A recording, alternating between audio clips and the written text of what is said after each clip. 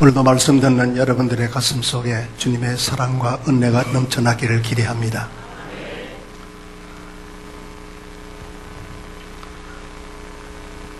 결혼과 이혼은 모든 남녀가 겪는 인생의 현실적인 문제입니다. 물론 결혼하지 아니하고 독신을 고집하는 사람도 있지만 거의 모든 남녀는 결혼하기 마련입니다. 우리가 생각하는 결혼의 본질은 사랑입니다. 그리고 사랑은 행복을 가져다 준다고 생각하고 있기 때문에 서로 마음이 이끌리는 상대를 만나 결혼을 합니다. 때문에 결혼을 해서 행복하지 못하다면 자기 행복을 위해서 많은 이들이 여러 가지 이유들을 대면서 이혼하기도 합니다. 지금 현대 사회에서 이혼은 그렇게 큰 흠이 되지는 않습니다. 그러나 과거의 이혼은 여자에게는 큰 흠을 남기게 됩니다. 그래서 어떤 일이 있어도 여자는 참고 견딤으로써 부부라는 관계를 유지해야 한다는 인식이 강했습니다. 특히 유대 사회에서 이혼 문제는 심각했습니다. 당시에 결혼을 하게 되는 아내는 남편에게 절대적인 복종을 해야 하고 그런 복종을 통해서 아내의 모든 권리를 찾을 수가 없었습니다. 왜냐하면 그 이유가 창세기 3장 16절의 말씀에서 남편은 아내를 다스릴 것이다 라고 하는 이 말씀을 근거하여서 남편은 아내에게 복종을 요구했고 아내는 남편에 복종하는 그것이 원래 아내의 자리라고 생각했습니다. 당시 아내는 남편에게 재산의 일부였습니다. 자식을 낳아 가문을 유지하는 도구에 불과했습니다. 남편의 즐거움을 위한 놀이개처럼 취급받았습니다. 당연히 아내에게는 아무런 권리가 없습니다. 따라서 남편이 아내를 싫어한다면 적당한 이유를 대어 율법대로 이혼 정서를 써서 두 사람 정의를 세우고 아내에게 그 정서를 주어 쫓아버리면 되었습니다. 아무런 아내의 동의는 필요하지 않았습니다. 이처럼 아내는 철저히 남편을 위한 존재였고 그래서 아내는 쫓겨나지 않기 위하여 버림받을 행동을 하지 않으려고 했습니다. 남편의 미움을 받지 않아야 했고 철저히 남편에게 종속되어 복종해야만 했습니다.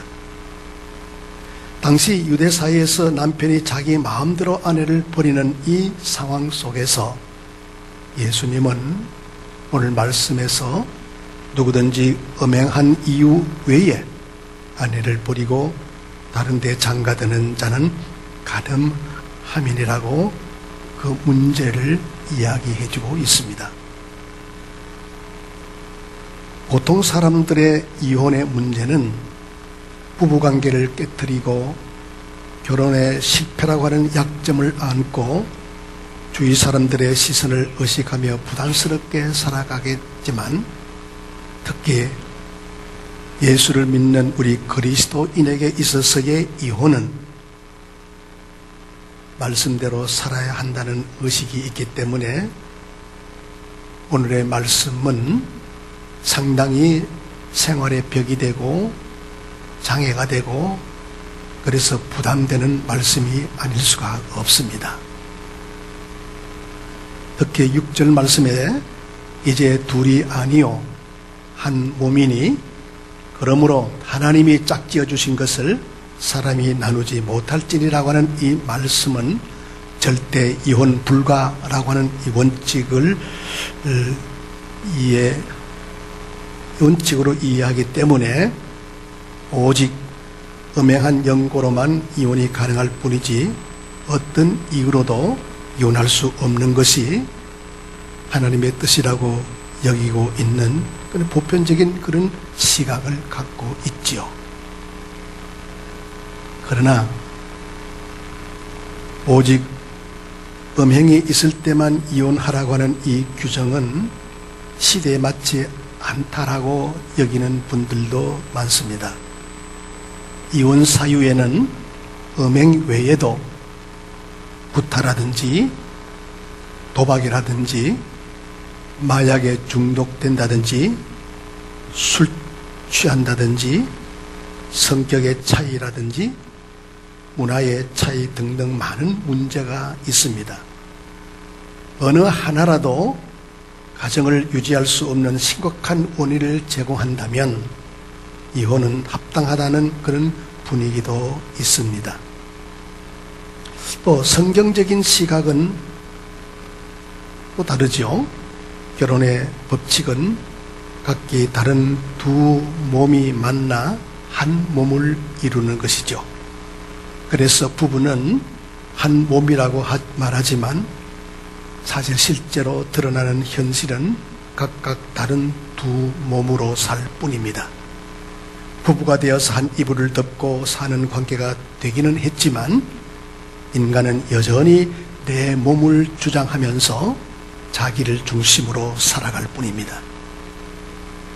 즉 한 몸이 아닌 각기 다른 몸으로 살아가기 때문에 비록 결혼하여 부부라고 할지라도 이혼의 상태에 있다고 구분되어 있는 몸이라고 하는 것이 성경적인 시각이죠.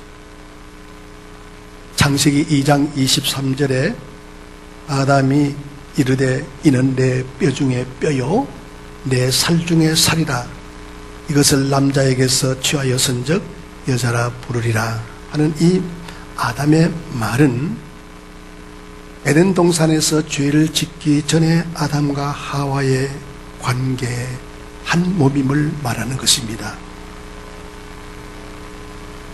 다른 몸이 아니고 한 몸임을 말하는 것입니다. 하지만 이제 죄를 짓고 타락한 인간은 자기 몸의 가치를 위해 사는 분리된 인간이 되었고, 그래서 인간은 한 몸이 아니라 분리되었고 죄의 속성을 가진 죄인으로 그렇게 나타나게 된 것이죠. 이러한 죄의 속성을 가진 인간이 결혼을 하여 부부가 되었다고 해서 한 몸이라는 죄짓기 전의 상태로 돌아갈 수는 없는 것입니다. 때문에 인간이 부부가 되어 사이좋게 지낸다 해도 결국 드러나는 것은 죄의 속성일 뿐이고 분리된 두 몸일 뿐입니다. 때문에 결혼과 이혼의 문제에서 우리 성도들이 배워야 할 것이 있습니다. 알아야 할 것이 있습니다.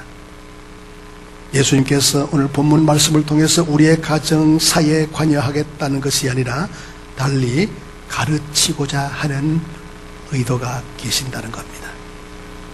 그것이 뭐냐 하면 결혼을 통해서 나타나는 인간의 완악함입니다.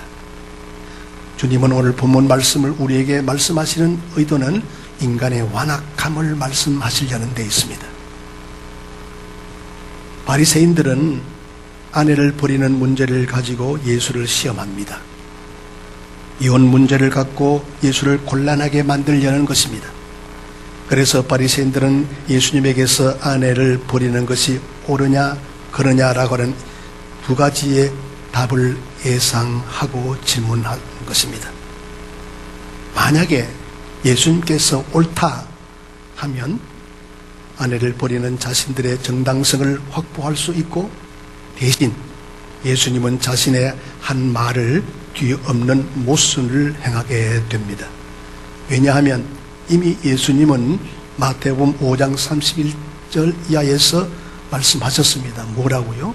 누구든지 아내를 버리거든 이혼 증서를 줄 것이라 하였으나 난 너에게 이르노니 누구든지 음행한 이유 없이 아내를 버리면 이는 그가 간음하게 하며 또 누구든지 버림받은 자에게 장가드는 자도 간음함이라고 말씀하셨습니다.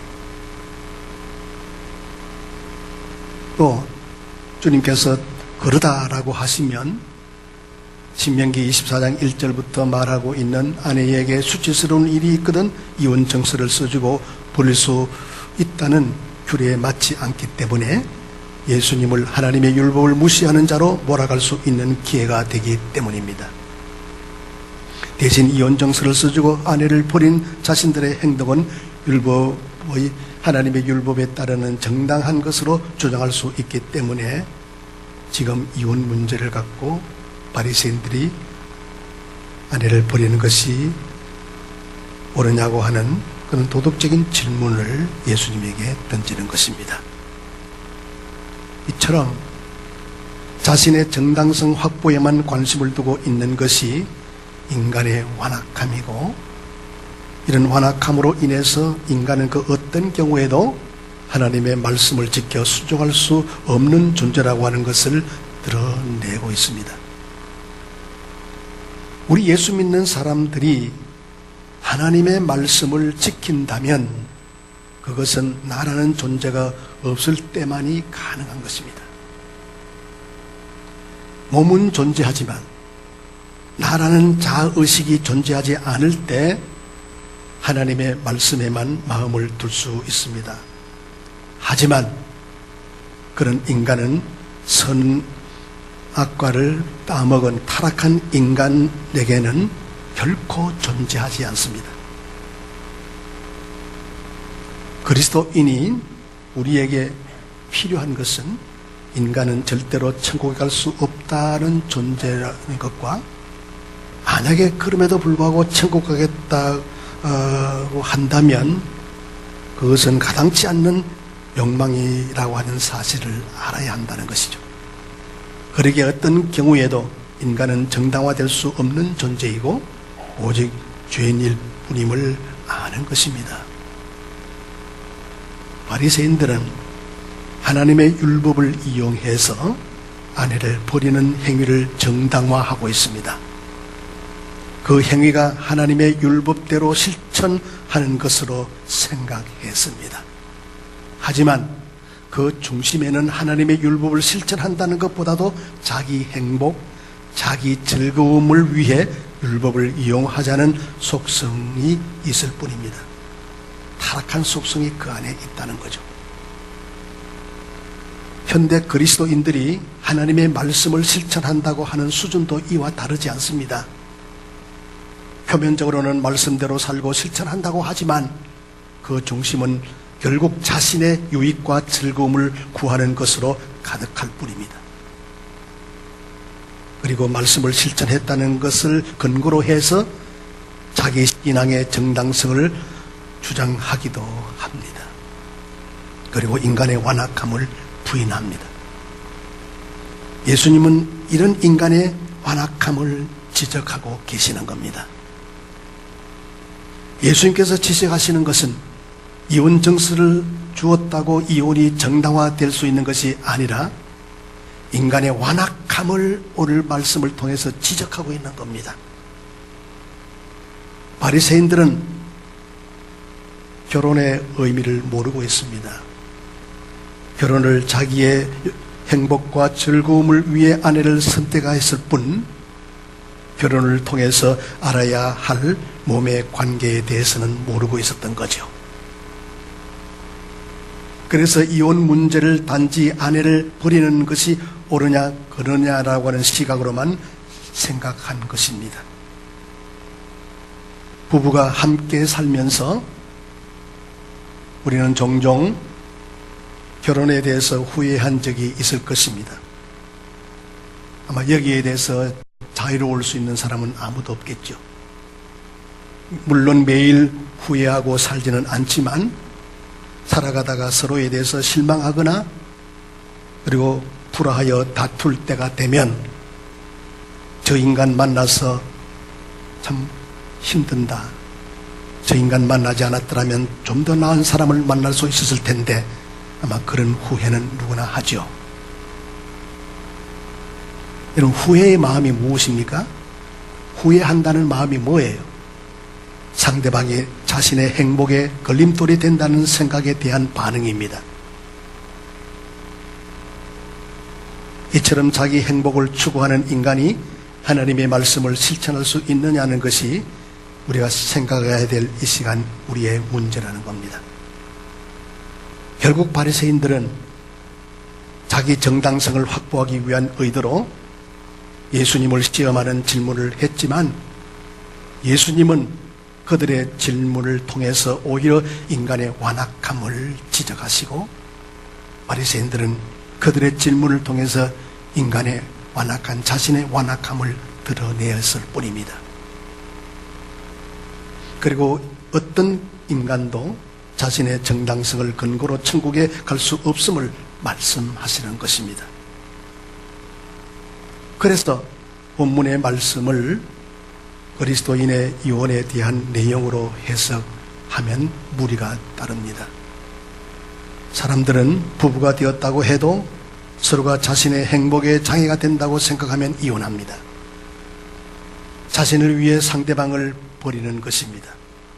바리새인들이 아내를 버린 것도 바로 이런 이유였습니다. 아내가 자기 마음에 들지 않으면 모세 율법대로 이혼 정서를 써주고 가차없이 버렸던 겁니다. 오늘 이 시간 우리는 오늘 본문의 말씀을 통해서 이 본문은 바로 이혼의 문제를 주님께서 다루는 것이 아닙니다. 인간의 완악함을 지적하고 말씀하시려는 데 있는 것입니다. 우리는 새로운 인간 관계를, 몸의 관계를 이 시간 알아야 합니다. 새로운 몸의 관계를 안다면 우리는 시시한 이혼의 문제, 결혼의 문제에 부딪히는 여러 가지 문제점들에 대해서 자유함을 누릴 수가 있죠.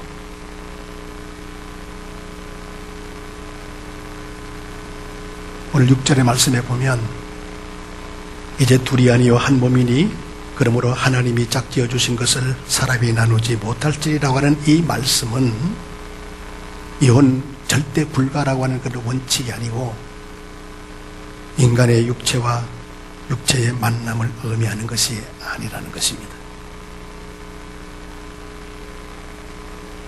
나와 너의 육체와 육체의 만남을 이야기하는 것이 아니에요. 인간 스스로 나눌 수 없는 새로운 몸의 관계를 의미하고 있습니다. 이 새로운 몸의 관계가 예수님이 이 땅에 오심으로 이루어진 것입니다. 예수님은 우리의 신랑으로 오셨다고 마태복음 9장 15절이나 마태복음 25장 1절의 말씀에서 예수님은 우리의 신랑으로 오셨음을 밝히고 있습니다.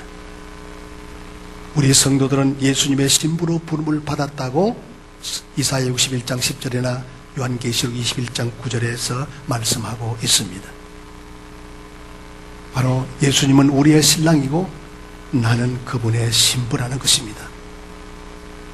그런데 신부인 우리가 과연 예수님을 기쁘게 하는 신부다운 신부인가라고 물어보면 전혀 아닙니다. 하루에도 수십 번 이혼당할 만한 그런 수치스러운 일들이 신부인 우리들에게 끊임없이 일어나고 있습니다. 그런 우리를 결코 버리지 아니하시고 예수님과 한 몸의 관계에 있게 하신 것이죠. 로마서 12장 5절에 이와 같이 우리 많은 사람이 그리스도 안에서 한 몸 되어 서로 지체가 되었다라고 말씀합니다. 이렇게 예수님과 한 몸의 관계에 있게 된 것은 하나님이 짝지어 주신 것이요, 이 관계는 사람이 나눌 수 없는 관계입니다. 이것이 우리가 예수의 신부로 천국에 갈 수 있게 된 근거가 되는 것입니다. 할렐루야. 이걸 깨달아야 할 것입니다. 예수님은 신랑으로서 자신의 즐거움을 결코 추구하지 않으셨습니다. 신부를 주님의 몸으로 여기시고 신부를 위해서 십자가에 피 흘려 죽으시고 희생하신 것입니다. 그러므로 그리스도인에게 있어서 참된 신랑은 오직 예수 그리스도 한 분뿐입니다. 아멘입니까? 부부가 한 몸이 될 수 있는 것은 오직 사랑으로만 가능합니다. 사랑이 있을 때만 서로의 몸을 내 몸으로 여기는 한 몸의 관계가 가능하다는 것입니다. 하지만 이런 사랑이 우리에게는 없습니다. 인간이 타락한 이후에 이런 사랑은 찾아볼 수가 없고 이런 사랑을 우리는 할 수도 없는 것입니다. 앞서도 말씀한 대로 우리가 각자 자신의 몸의 행복을 추구하는 이기적인 속성을 가지고 살기 때문입니다. 우리가 말하는 부부의 사랑은 허술하기 짝이 없습니다. 상대방이 내 마음에 흡족하게 행동하는 그때만 사랑의 느낌이 있을 뿐이지 자기 행복을 회방하는 장애물로 여겨지는 순간에 내 인생에서 치워버리고 싶은 대상일 뿐이지요.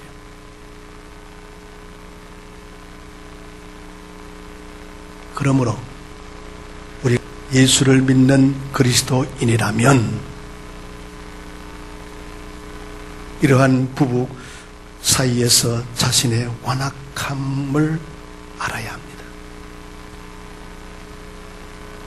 그리고 내가 얼마나 하고 있는 그 사랑이 허술한 사랑인지를 알아야 합니다.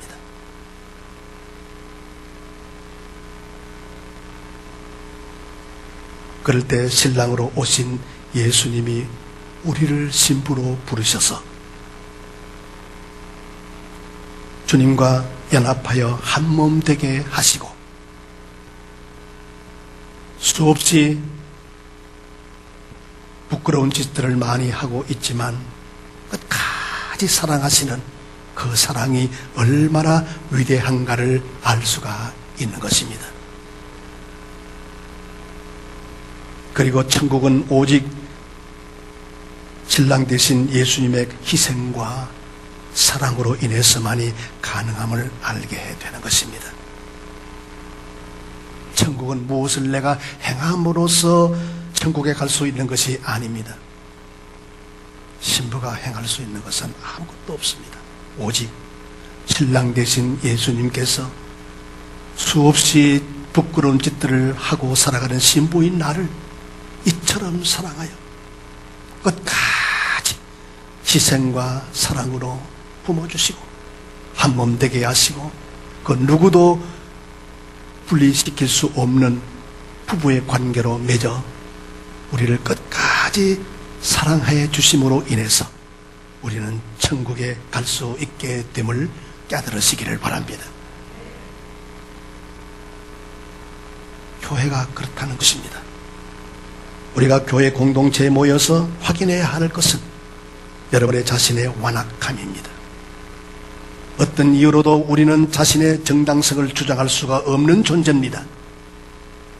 정당하지만 정당성을 주장하지 말라는 뜻이 아니라 아예 정당할 수 없는 인간임을 알아야 한다는 겁니다. 9절의 말씀처럼 우리 모두는 음행하는 사람이고 가늠한 존재 아닙니까? 그러기에 버림받는 것이 당연합니다. 여러분, 가늠한 자로서의 여러분 자유할 수 있습니까? 우리가 왜 가늠한 자입니까? 우리는 마음의 참 신랑이신 예수님이 아니라 항상 다른 것에 사랑을 품고 있기 때문입니다. 오직 예수 신랑 그분만 사랑해야 되는데, 그 중심에 참 신랑 그분만 사랑해야 되는데, 우리는 그 참된 신랑은 두고 신랑 아닌 다른 신랑들을 사랑하고 있다는 것입니다. 세상을 사랑하고 있는 거예요. 그런 우리를 용서하시고 끝까지 사랑하시면서 한 몸의 관계로 붙들고 계시는 그 주님의 은혜로 인하여 우리는 천국에 갈 수 있음을 믿으시기 바랍니다. 그러기에 신랑 되신 예수 앞에 신부의 자격도 없는 우리가 할 수 있는 것은 무엇입니까? 그저 감사뿐입니다. 그리고 기뻐하는 것입니다. 예수 신랑으로 인해서 우리는 행복함을 느끼고 즐기며 살아가는 것입니다. 이것이 진정한 그리스도인입니다. 기도하십시다. 성령님이여, 우리는 주인임을 깨닫게 해주시옵시고, 사랑하여 한 몸을 이루는 부부로 산다 하지만 나의 행복과 나의 즐거움을 위해서는 가차없이 버릴 수밖에 없는 허술한 사랑을 가지고 살아왔습니다. 그러기에 참된 신랑 예수는 우리는 수없이 버림을 당할 수밖에 없는 죄인임에도 불구하고 우리를 신부로 부르셔서 한 몸 되게 하시고 영원히 한 몸으로 끝까지 우리를 버리지 않고 사랑해 주심으로 우리는 주님과 한 몸 되어 영원한 천국에서 살게 된 줄로 믿습니다. 주여, 우리는 참된 신랑 예수 그리스도로 인하여 감사하며 기뻐하며 살게 하여 주옵시고, 참된 신랑 예수 그리스도로 인하여 행복을 느끼고 행복하게 살아가는 진정한 그리스도인이 되게 하여 주옵소서. 우리는 참 신랑이 아닌 참 신부가 아닌 것에 하나님 스트레스 받으며 그게 얽매이며 살아가는 경우들이 얼마나 많습니까?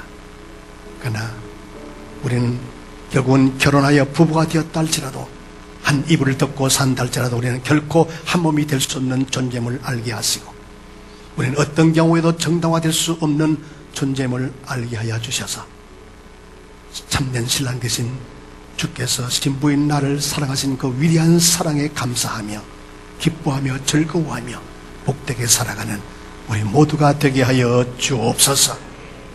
하나님, 주님을 찬양합니다. 하나님 아버지, 감사합니다. 주님으로 인해서 우리의 삶이 척박하고 환경이 어려워도 주님 한 분, 신랑 되신 주님 한 분만으로 만족하며 삽니다. 놀라우신 주님의 은혜에 감사합니다. 성령님이여, 이런 고백이 우리 모두의 고백이 되도록 감동하시고 역사하시옵소서. 예수님의 이름으로 기도하옵나이다. 아멘. 이제는 우리 주 예수 그리스도의 은혜와 하나님 아버지의 놀라우신 사랑과 성령의 감동하심이 예배드리는 모든 주의 백성들 머리 위에 영원토록 함께 하시기를 간절히 축원하옵나이다. 아멘.